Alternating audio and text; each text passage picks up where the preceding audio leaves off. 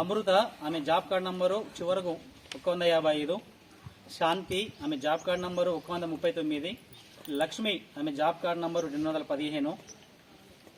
కుమ్మరి సంధ్య ఆమె job card number 769.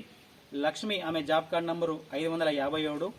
దేవాయి ఆమె జాబ్ కార్డ్ నంబరు 576. లస్మవ్వ ఆమె జాబ్ కార్డ్ నంబరు 258.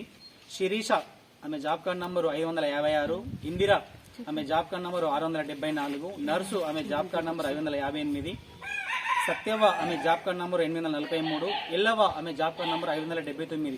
వీళ్ళకు రావడం జరిగింది. లేదు ఇంకా ఉన్నారంటే కూడా మీరు అటు వాళ్ళ ఈరోజు అప్లికేషన్ చేసుకుని సీసీ గారికి, మన ఎంపీటీసీ గారికి కానీ, సర్పంచ్ గారికి కానీ, సో మన గ్రామ ప్రజలందరికీ హృదయపూర్వక నమస్కారాలు తెలియజేస్తున్నాను. సో ఈ రోజు ఎందుకంటే మన గ్రామ పంచాయతీలో చాలా వరకు సర్వేలు జరిగినాయి.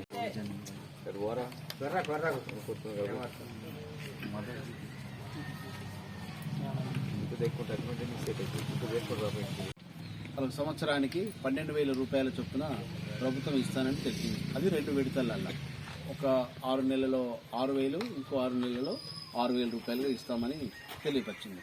కాబట్టి ఈ యొక్క సెలెక్ట్ చేయబడినటువంటి వాళ్ళ పేర్లు కూడా ఏపీఎం గారు చదువుతారు. అవి అలాగే రైతు భరోసా అంటే గతంలో దీన్ని రైతు బంధుగా పిలువబడ్డది. ఇప్పుడు దీన్ని రైతు భరోసాగా, ఇందులో ఉన్నటువంటి కొన్ని డబ్బులు పెంచి కూడా ఇస్తున్నామని కూడా ప్రభుత్వం తెలియపరిచింది. అందులో అంటే అప్పుడు ఎకరాకు 5,000 ఉంటే ఇప్పుడు ఎకరాకు 6,000 అంటే సంవత్సరానికి 12,000 రూపాయల చొప్పున అన్నట్టుగా రైతు భరోసాలో కార్యక్రమంగా నిన్నటి వరకు ఒక సర్వే నిర్వర్తించబడినది.